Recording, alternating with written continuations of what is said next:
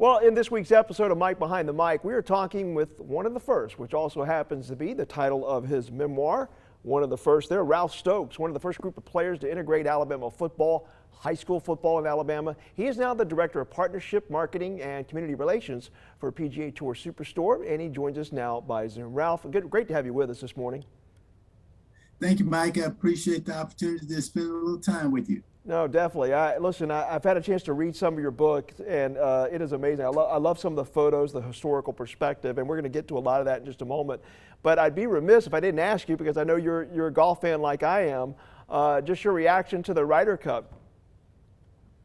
Well, I love the Ryder Cup, and I love the fact that we played really well on American soil. You know, you always want to win, but especially when you're playing at home on your soil, to have Dustin Johnson play so well, Justin Thomas, and the whole team play extremely well, and the fan support was super. So I enjoyed watching all the matches. Yeah, it was fun to watch, and there are a lot of young players on that U.S. team, so they're going to be formidable for years to come.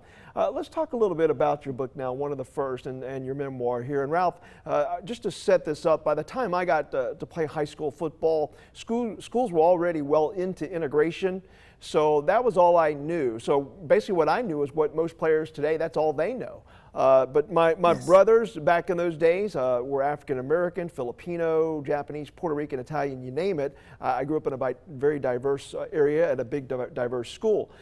So again, I think most players today can't fathom what it was like growing up and integrating a school like Robert E. Lee High School in Montgomery. So I know you would take chapters to describe it, but if you could, talk a little bit about what that was like for you.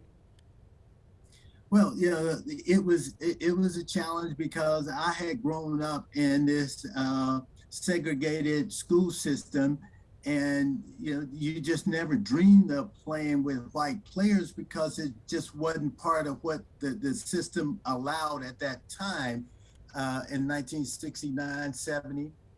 And so finally school systems integrated in 1970. But before that, Mike, I played at Booker T. Washington High School in Montgomery, which is now closed, but it had been a very good program, a historical good program for years.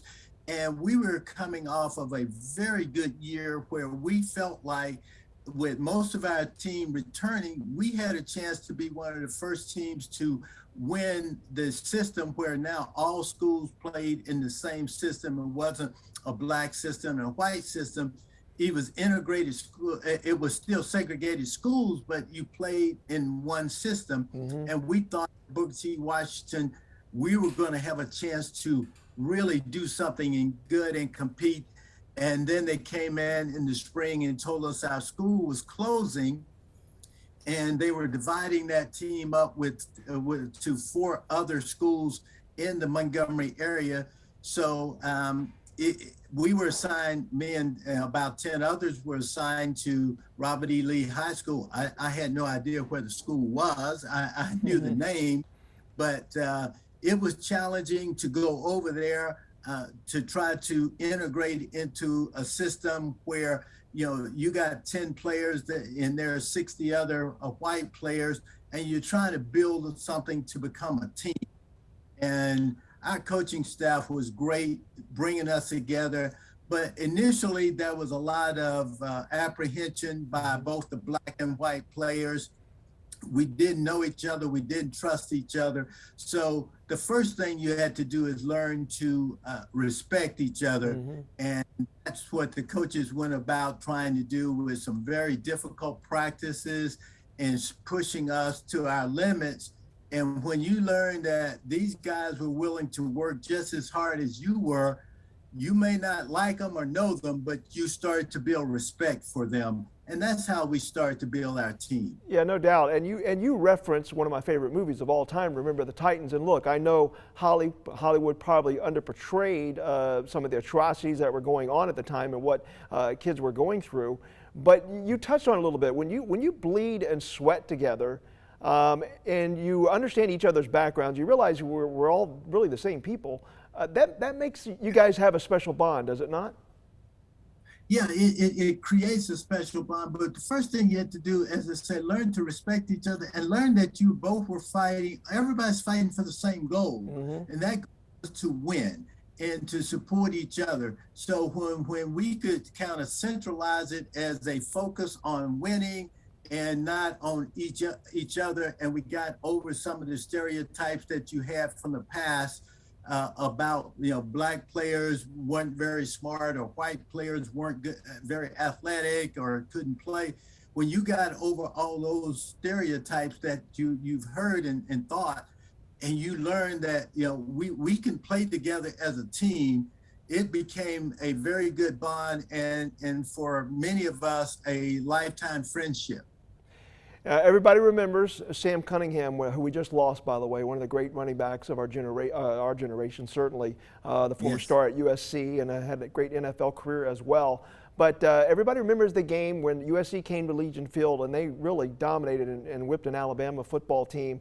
And what that meant to the young black Americans here in Birmingham. I mean, Legion Field was outside the stadium, was filled with people just wanted to get a glimpse at Sam Cunningham because USC at that time was fully integrated, as you know. Alabama at the time, now this has been historically, referenced inaccurately. Alabama did have some black players on the team: Wilbert Jackson, John Mitchell, of course, who was a transfer from JUCO. But and then you were with that group with Sly Croom. I believe Mike Washington and others who really started also getting integrated in the Alabama football team. But talk about the impact of that, though, the Sam Cunningham coming to Legion Field, the impact that had on not convincing Coach Bryant necessarily that he needed to integrate Alabama football, but followers of Alabama football that, in order to compete, everybody who has talent needs to play regardless of color. Absolutely, and and you said it correctly. It didn't influence Coach Bryant. Coach Bryant orchestrated that game to get John McKay to bring his team in, and Coach Bryant, called John McKay and encouraged him to bring his team down. And John initially said, Coach McKay said he couldn't do it because the schedule was already made, but Bear really pressed him to bring his team in, understanding that they were, Southern Cal was very good with some talented players, but Coach Bryant needed his fan base to see these players play and conduct themselves well, but perform well. And Sam Cunningham and several of and they had a black quarterback, they had black receivers. They came in and they dominated Alabama that night and Birmingham. And the key for us was that the fan base walked away from that game saying, Coach Bryant, I don't know what Coach Bryant's thinking, but it's time for us to have players like that. So now that the fan base had bought into it and they started to encourage Coach Bryant was already bought into that philosophy. He just needed his fan base to come alongside him. And that created opportunities for Sylvester Cruz, myself, and Mike Washington, followed by Woodrow Lowe and Tyrone King from Minor High School there, and George Pugh and several others, and then Tony Nathan, and the doors were open. Jeremiah Castile, and it just started to continue with talented players, Ozzie Newsome, Johnny Davis, that could come in and play and contribute, and Willie Shelby. And it was just, and the fun of having talented players be able to display their abilities no matter what color, creed they were, really made Alabama a great place. And Coach Bryant was very good with his whole staff of blending us together, and Mal Moore and the whole team brought us together. And we won 4 SEC championships when I was there, and 1 national championship, and built lifetime friends. And I know you get asked this a lot, Ralph, but what kind of life lessons did you learn from Coach Bryant that still apply to your life today? Well, the thing is, Coach Bryant was a person that pushed you awfully hard. And if you didn't understand, why he was pushing you, you didn't buy in. There are players that played with me that hated Coach Bryant, others who loved him. I was one who loved him, but he evoked emotion because he pushed you to be your best on and off the field at all times. And it wasn't, just, I played better than the other guy. It was, did you play up to your ability? It was all about you and your ability. And you learn that in life that, you have to work your tail off, but you got to work it off to your ability. Its standard isn't just, exceeding expectations or being a little better than the next guy. Are you as good as you're capable with the gifts and talents that you've been given? And I learned to work hard, to expect more of myself, and to continue to push yourself to be the best at everything you do on and off the field. And he taught that, he demonstrated that, and I think he helped build men that became great leaders in the community. Oh, no doubt. I'm curious your thoughts of Alabama football now under Nick Saban over these last several years and what he's been able to accomplish, but also the way Alabama plays and maybe carrying some of those same traits you just talked about. Yeah, I've spent some time with Coach Saban. I still spend time with the program, and I love the Coach Saban's philosophy of pushing his players in the same manner that Coach Bryant did, to be the best they can be on and off the field. Coach Saban preaches the philosophy of following the process off the field, on the field, to be your best. And ultimately, it's about achieving, as he said this past weekend, it's not about who you're playing in the competition. It's about you and you achieving up to your abilities, playing up to your abilities, whether that's in the boardroom, in the business setting, or on the football field. And the challenge of always, preparing, because championships and games are not won, they're executed on game day. They're won in your preparation and your willingness to study your competitors, to prepare yourself physically, mentally, and emotionally to meet the challenge. And then you execute on game day. And if you're not willing to do the things in the early in the week and follow the process and put yourself there, you're not going to be as successful as you can be. And so I love his philosophy at Alabama, that we don't lose, we either win or we learn. There are times we will come up short on the scoreboard, but if we learn from those, we're preparing ourselves for the next victory. And so I love Coach's philosophy of we just win or we learn. We're going to wrap up here with a couple more questions now with Ralph Stokes, the former Alabama football player, now the Director of Partnership Marketing and Community Relations for PGA Tour Superstore. And Ralph, just curious, now you went into a field that I'm sure that you also faced some obstacles in that field, in the golf world. First of all, how did you get into that business? And secondly, how did you overcome maybe some possible adversity that you faced going into that field, a golf world that, listen, for a long time was predominantly, white, and a lot of the country clubs were white and did not allow blacks to play in their clubs? Yes, Mike, it was interesting. I spent 30 years in healthcare. I worked for Cigna Healthcare, and then for a company called Provident Life and Accident in Unum Provident. And I was in an arena in healthcare where there was just no black salespeople and no black leaderships. And as I excelled through that, and retired after 30 years of doing that, one of my big clients was the PGA Tour. And the PGA Tour encouraged me to help the PGA Tour Superstore, which was a just startup company at the time, 16, 17 years ago.